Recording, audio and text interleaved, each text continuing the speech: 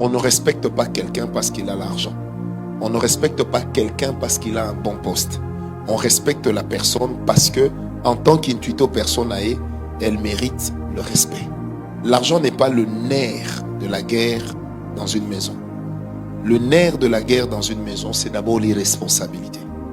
Et n'oubliez jamais, les choses de votre couple, de votre maison, apprenez à ne pas en parler à tout le monde.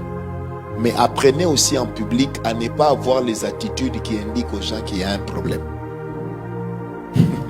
Parce que vous savez, des fois, il y a des gens qui gonflent depuis la maison, qui viennent gonfler aussi en public. Or, vous savez, à l'église telle que nous sommes ici, il y a des gens comme le frère ici avec sa jaquette en jeans. Il peut paraître ne connaître personne, mais il a déjà le regard d'un bon observateur.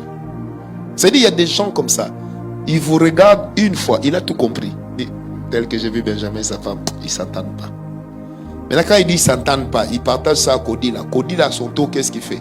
Il trouve maintenant les objets, les compléments d'objets directs, les compléments d'objets indirects, les suffixes, les préfixes. C'est-à-dire que le problème devient grand à cause d'une simple attitude.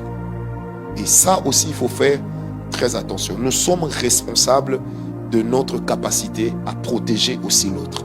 Assez que sa faiblesse ne soit pas directement découverte.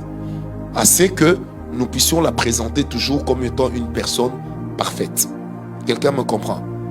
Présenter sa femme, présenter son mari comme étant des personnes parfaites, ce sont des choses qui sont normales. Mais n'en faites pas non plus trop. Sinon, ces erreurs vont attirer trop d'attention. Est-ce que quelqu'un